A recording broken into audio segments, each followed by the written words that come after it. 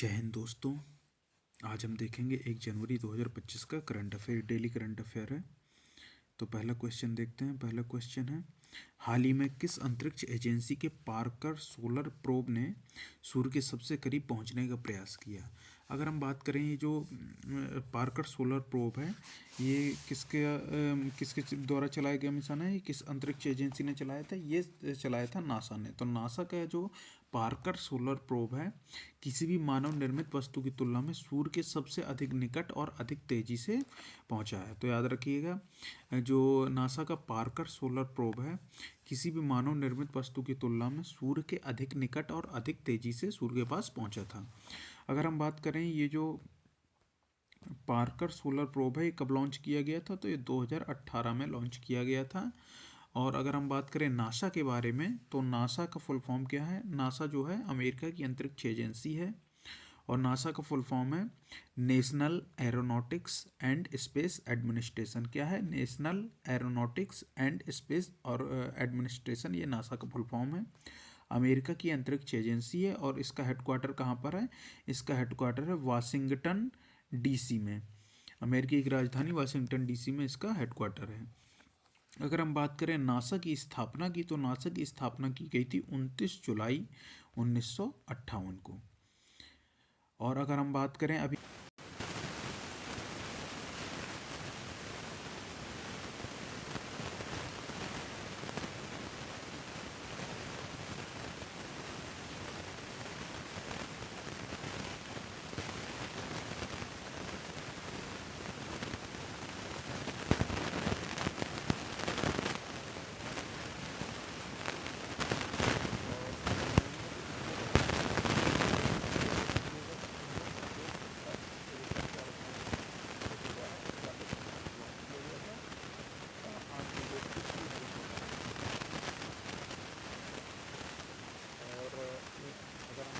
इसरो के बारे में, इसरो जो है, इसरो का फुल फॉर्म है इंडियन स्पेस रिसर्च ऑर्गेनाइजेशन। इसकी स्थापना हुई थी 15 अगस्त 1970, और इसका जो हेडक्वार्टर है वो है बेंगलुरु में। अगर हम बात करें, इसरो के जो वर्तमान चेयरमैन हैं, उनका नाम है एस सोमनाथ। क्या नाम है? एस सोमनाथ वर्तमान में इसरो के चेयरमैन है। आप लोग कमेंट सेक्शन में बताइएगा कि इसरो के पहले चेयरमैन कौन थे? क्या थे? इसरो के जो पहले चेयरमैन थे वो कौन थे?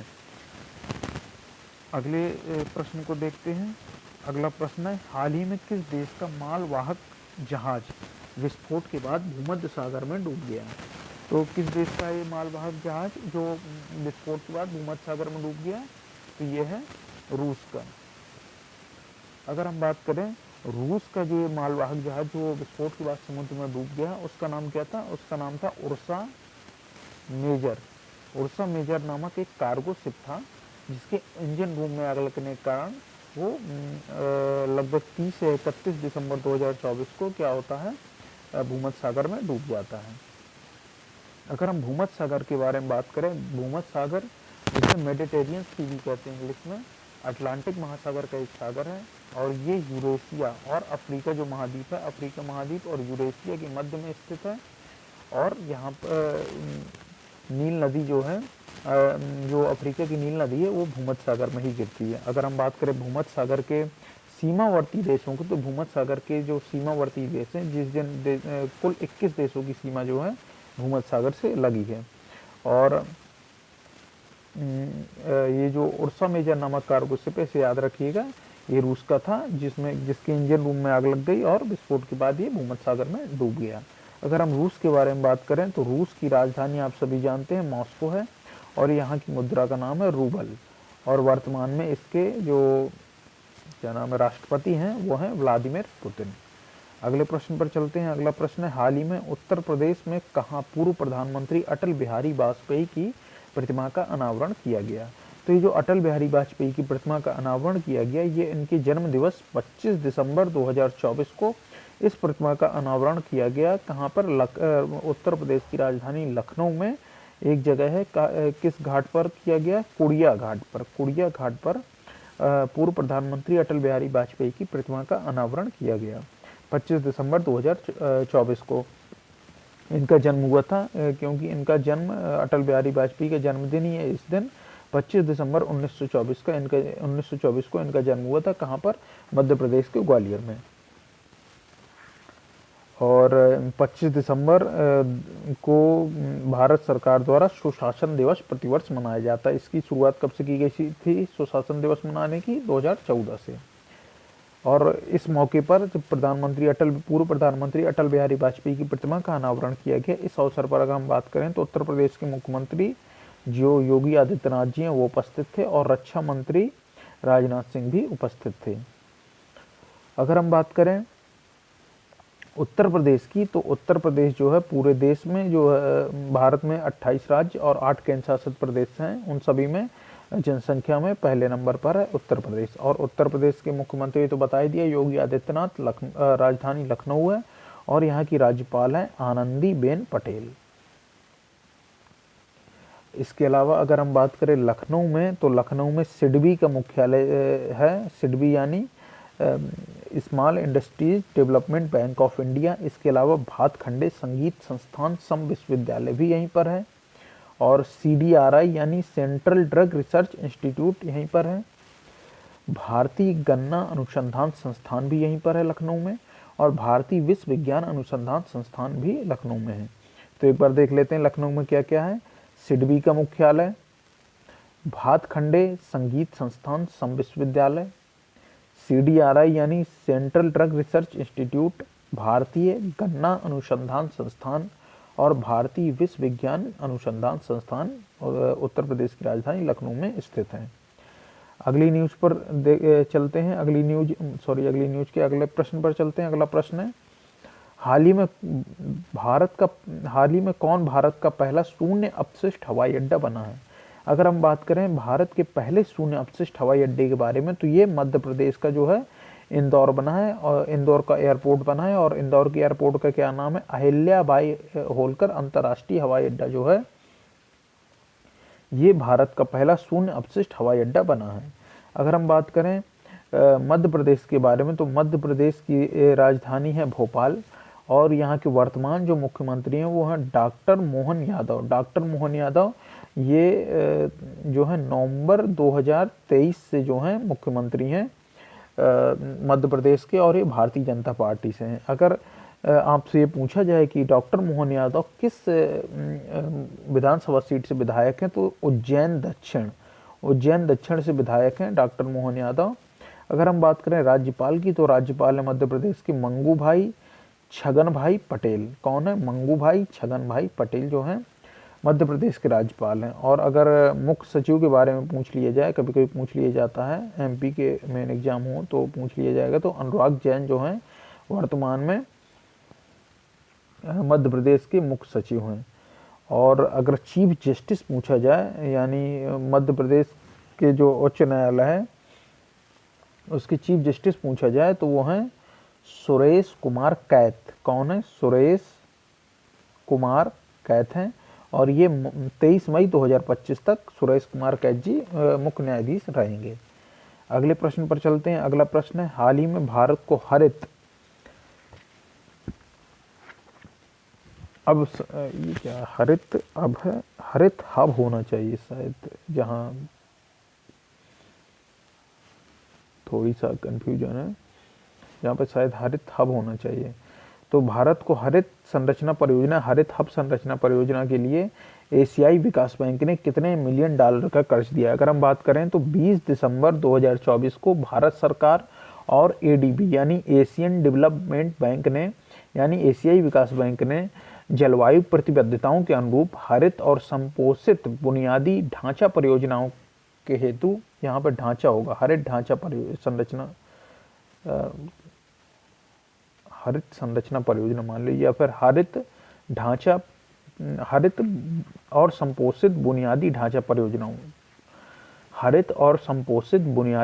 परियोजनाओं हेतु 500 मिलियन डॉलर का इन्होंने समझौता किया है। मतलब कुल मिला के एशियाई विकास बैंक ने भारत को इतना कर्ज दिया, कितना? 500 मिलियन डॉलर का कर्ज दिया है। अगर हम एशियाई विकास बैंक के बारे में बात करें, इसे कहते हैं इंग्लिश में एशियन डेवलपमेंट बैंक, शॉर्टकट में ADB। ADB जो है इसके अगर हम हेडक्वार्टर के बारे में बात करें तो मनीला है, फिलीपींस की राजधानी मनीला में इसका हेडक्वार्टर है। और एडीबी के अगर मेंबर्स की बात करें तो 69 कंट्री इसके मेंबर हैं। और इसकी जो स्थापना हुई थी 16 में हुई थी, हाँ 19 दिसंबर में हुई थी। 19 दिसंबर 1966 में इसकी स्थापना की गई थी।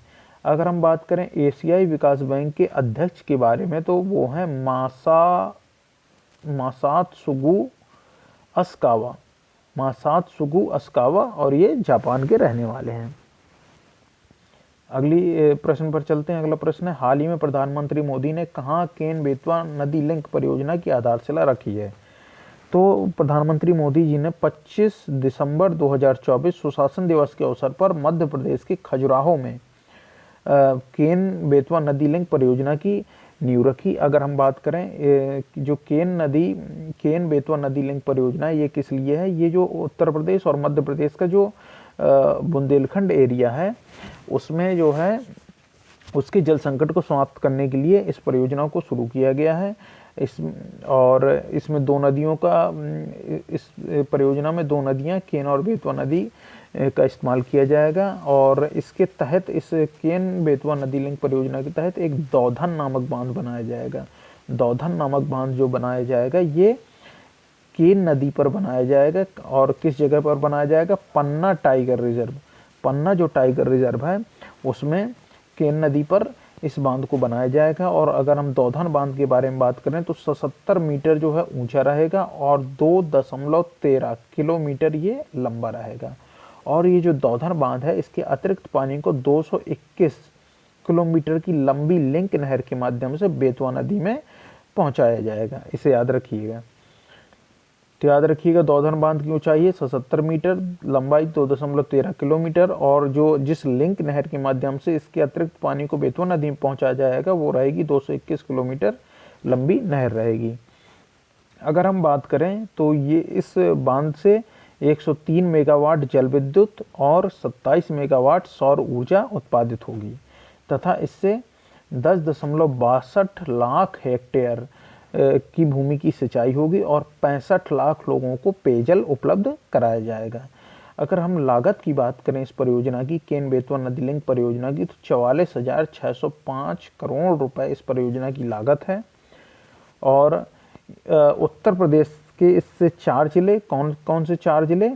बांदा, हमीरपुर, महोबा और ललितपुर, ये जो 4 जिले हैं उत्तर प्रदेश के लाभान्वित होंगे। और मध्य प्रदेश के कौन से जिले लाभान्वित होंगे? मध्य प्रदेश के पन्ना, टीकमगढ़, छतरपुर, सागर, दमोह, दतिया, विदिशा, शिवपुरी और रायसेन, इतने जिले लाभान्वित होंगे। तो एक बार देख लीजिए, यूपी के बांदा, हमीरपुर, महोबा और ललितपुर, और मध्य प्रदेश के पन्ना, टीकमगढ़, छतरपुर, सागर, दमोह, दतिया, विदिशा, शिवपुरी और रायसेन जिले जो हैं लाभान्वित होंगे। अगले प्रश्न पर चलते हैं। अगला प्रश्न है, हाल ही में ऐसाके वलु एके, क्योंकि थोड़ी सा ये ट्रांसलेशन में काफ़ी गड़बड़ा रहा था इसलिए इसका ऐसे कर लीजिए, ऐसाके वालू एके को किस देश का प्रधानमंत्री चुना गया है? तो जो ऐसाके वालू एके हैं ये टोंगा देश के प्रधानमंत्री बने हैं। याद रखिएगा, हाल ही में टोंगा देश के प्रधानमंत्री बने हैं, मतलब इन्हें चुना गया है, बने नहीं अभी, इन्हें चुना गया है। ये फरवरी 2025 से अपना पदभार संभालेंगे, आधिकारिक रूप से जो पदभार संभालेंगे फरवरी 2025 से अपना पदभार संभालेंगे। अगर हम बात करें टोंगा की राजधानी के बारे में तो इसकी टोंगा की राजधानी है नुकू अलोफा यहाँ की राजधानी है टोंगा की। और ये दक्षिण प्रशांत महासागर में स्थित है। टोंगा ऑस्ट्रेलिया जो देश है उसके पूर्व में और न्यूजीलैंड के उत्तर में स्थित है। अगर हम बात करें टोंगा के बारे में, टोंगा देश जो है किस महाद्वीप का हिस्सा है? तो टोंगा देश जो है ये हिस्सा है ओशिनिया महाद्वीप का। ओशिनिया महाद्वीप आप जानते हैं, न्यूजीलैंड और ऑस्ट्रेलिया इसी महाद्वीप के हिस्से हैं, तो ओशिनिया महाद्वीप का ये हिस्सा है। अगर हम आपसे एक प्रश्न पूछ रहे हैं, आप लोग कमेंट सेक्शन में इसका जवाब दीजिएगा कि ओशिनिया महाद्वीप में कुल कितने जो हैं देश शामिल हैं। आप लोग कमेंट सेक्शन में इसका जवाब दीजिएगा कि ओशिनिया महाद्वीप में कुल कितने देश शामिल हैं। इसके अलावा ये टोंगा के प्रधानमंत्री बने हैं ऐसाके वालू एके। इसके अलावा कुछ और 1-2 प्रधानमंत्री और देख लीजिए। डॉक्टर नवीन राम गुलाम जो हैं डॉक्टर नवीन राम गुलाम ये जो बने हैं ये मॉरिशस के प्रधानमंत्री बने हैं, मॉरिशस के प्रधानमंत्री। इसके अलावा बोत्सवाना के 6वें राष्ट्रपति के बारे में बात करें, बोत्सवाना के 6वें राष्ट्रपति के बारे में अगर हम बात करें तो वो बने हैं ड्यूमा बोको।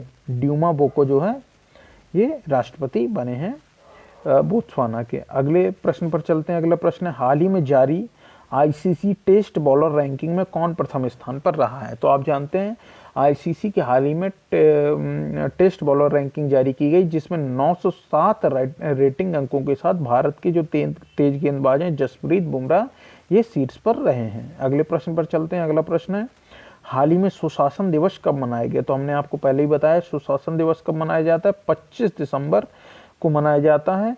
ये पूर्व प्रधानमंत्री अटल बिहारी वाजपेयी के जन्म दिवस के अवसर पर मनाया जाता है और इसकी शुरुआत की गई थी 2014 में, इसकी शुरुआत पहली बार की गई थी। इसके अलावा 25 दिसंबर को महामना मदन मोहन मालवीय का भी जन्मदिन होता है। उनका जन्म हुआ था 25 दिसंबर 1861 को महामना मदन मोहन मालवीय का जन्म हुआ था, जबकि 25 दिसंबर 1924 को भारत के पूर्व प्रधानमंत्री अटल बिहारी वाजपेयी जी का जन्म हुआ था। अगर हम बात करें अटल बिहारी वाजपेयी जी के बारे में तो ये 3 बार भारत के प्रधानमंत्री रहे हैं। एक बार 13 दिन के लिए, एक बार लगभग 13 महीने के लिए और एक बार इन्होंने अपना पूरा कार्यकाल पूर्ण किया था लगभग 5 साल का। और प्रधानमंत्री क्या नाम है, अटल बिहारी वाजपेयी जी को भारत रत्न से भी सम्मानित किया गया है। आप लोग को कमेंट सेक्शन बताना है कि किस वर्ष अटल बिहारी वाजपेयी जी को और महामना मदन मोहन मालवीय को किस वर्ष भारत रत्न से सम्मानित किया गया। और हाँ, मदन मोहन मालवीय जी ने 1916 में बीएचयू की स्थापना की थी और 1915 में इन्होंने अखिल भारतीय हिंदू सभा की स्थापना की थी। अगले प्रश्न पर चलते हैं। हाल ही में स्पारडेक्स मिशन, ये वही मिशन है जो हमने पहले क्वेश्चन बताया था, स्पारडेक्स मिशन लॉन्च किया। ये किसने लॉन्च किया? ये इसरो के द्वारा लॉन्च किया गया है। इसरो क्या है? भारत की जो है अंतरिक्ष एजेंसी है ISRO, Indian Space Research Organisation. स्थापना हमने आपको बताई थी 15 अगस्त 1969 को इसकी स्थापना की गई। और अगर हम बात करें वर्तमान में इसके जो चेयरमैन है एस सोमनाथ जी हैं और इसरो का जो हेडक्वार्टर है वो बेंगलुरु में है। और जो स्पारडेक्स मिशन है इसको लॉन्च किया गया था आंध्र प्रदेश के श्रीहरिकोटा में जो सतीश धवन अंतरिक्ष केंद्र है उससे इसे लॉन्च किया गया था। और आप लोग कमेंट सेक्शन में बताइए कि भारत ने चंद्रयान जो मिशन लॉन्च किया था वो कब किया था? चंद्रयान जो मिशन लॉन्च किया था वो कब किया था? आप लोग कमेंट सेक्शन में बताइएगा। अगले प्रश्न पर चलते हैं। अगला प्रश्न है, कौन 2025 में महिला कबड्डी विश्व कप की मेजबानी करेगा? अगर हम बात करें महिला कबड्डी विश्व कप मेजबानी के बारे में तो ये करेगा कौन सा राज्य? बिहार राज्य करेगा। बिहार की जो राजगीर स्पोर्ट्स एकेडमी है वहां पर मार्च 2025 में महिला कबड्डी विश्व कप का आयोजन किया जाएगा।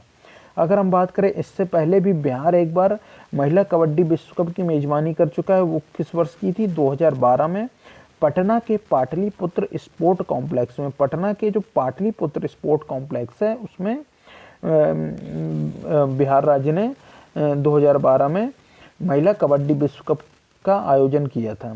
अगर हम बात करें ये जो 2012 में महिला कबड्डी विश्व कप का आयोजन किया गया था ये पहला महिला कबड्डी विश्व कप था, इसे भी याद रखिएगा। अगले प्रश्न पर चलते हैं। अगला प्रश्न है, भोपाल में 67वीं राष्ट्रीय शूटिंग चैंपियनशिप में साहू तुषार माने ने पुरुषों की 10 मीटर एयर राइफल प्रतियोगिता में कौन सा पदक जीता है? अगर हम बात करें साहू तुषार माने के बारे में तो इन्होंने 67वीं राष्ट्रीय शूटिंग चैंपियनशिप में 10 मीटर एयर राइफल प्रतियोगिता है जो पुरुषों की, उसमें इन्होंने गोल्ड मेडल यानी स्वर्ण पदक जीता। और 10 मीटर एयर राइफल प्रतियोगिता जो जूनियर हुई थी उसमें रुद्राक्ष पाटिल ने स्वर्ण पदक जीता। तो याद रखिएगा पुरुषों की 10 मीटर एयर राइफल प्रतियोगिता में साहू तुषार माने ने गोल्ड मेडल जीता और इसी में जो जूनियर श्रेणी में प्रतियोगिता हुई उसमें स्वर्ण पदक जीता रुद्राक्ष पाटिल ने। अगले प्रश्न पर चलते हैं। अगला प्रश्न है, हाल ही में किस देश की कंपनी सीन, SHEIN ऐसे भी लिख सकते हैं हिंदी में, सीन ने 4 साल बाद भारतीय बाजार में वापसी की है। अगर हम बात करें सीन के बारे में, तो ये जो सीन कंपनी है, ये जो है, एक मिनट कहाँ गया, हाँ,